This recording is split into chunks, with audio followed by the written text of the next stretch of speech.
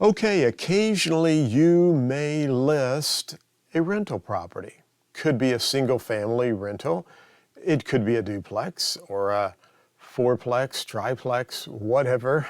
I haven't seen too many triplexes. I guess there are triplexes out there, but I see a lot of duplexes and four family dwellings that I have sold throughout my real estate career. And naturally, those clients, your seller wants to know, what am I going to net? What's my seller net at the closing?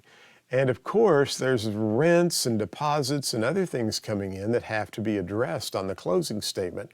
So it's very important for you as a real estate agent to be able to understand the rental proration.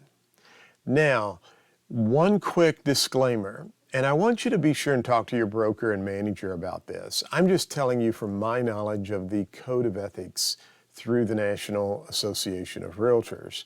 And not everyone watching this video is a member of the National Association of Realtors. We plan to have this course approved for continuing education as well as post-licensing courses throughout many of the states that we are approved in. And you do not have to belong to the National Association of Realtors. However, if you are a licensee, you have to take continuing education. You have to take your post-licensing courses as well. But regardless, if you're a member of the National Association of Realtors or not, because what I'm talking about really has to do with fiduciary obligations between client and principal, okay? Client and agent is what I mean to say there, pardon me. Between the client, the principal, and you, the agent or your broker. We know that the listing is between the broker and the agent, but there are some fiduciary obligations that you have and your broker has. There are also some requirements under the National Association of Realtors Code of Ethics, and that is when you are practicing real estate in an area that you don't have a lot of experience with, you need to disclose that to your client. Preferably, put it on the listing agreement somewhere. However, discuss this with your broker or your manager. And really, I don't want this to be too complicated. What I just want you to understand and be able to communicate and disclose to the client is, hey, look, I don't do a lot of rentals. I can. It's not something I do day in and day out. And I promise you, I will seek advice and talk to those that I know who actually do a lot of rental properties or rental transactions or whatever type property you're dealing in that you normally don't deal in. And then through that, what you want to do is put that on your listing agreement so the client knows that. And most of my clients have all been very happy and understand that. It's never been a problem. So again, talk to your broker or manager, but I think that's a conversation that needs to be done. So let's go over to the board and take a look at this rental property question. Mike and Misty own a rental building they are planning to sell. The rent is $2,500 per month, and the closing takes place on the 7th of the month. Which of the following correctly matches the proration for the settlement statement? Now, on the previous page, you actually had all four choices. I'm just working through this problem for you, so I'm not going to have all four choices there. We'll work through it, and then I'll talk about it and explain how this works. So let's go over to the board, and let's look at this. We know the rent is how much? It's $2,500 per month. So our first order of business would be to take $2,500, and I think I'm on picture in a picture. You probably cannot see anything I've just written there. So I'm going to bring this down, and now you should be able to see what I'm writing. So my apologies, but we're going to keep moving forward with the video if that's okay with you. $2,500, and we want to divide this by 30. Now, again, this is rent, and this is our days in a month, correct?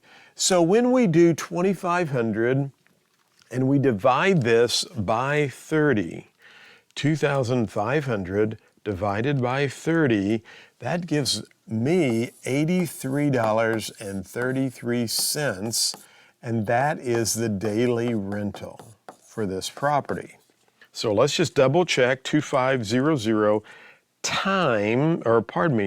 2500 divided by 30 is $83.33. Now, here's what we have to remind ourselves and remember. Taxes are paid in arrears. Interest on a mortgage loan, paid in arrears. What do we mean by that?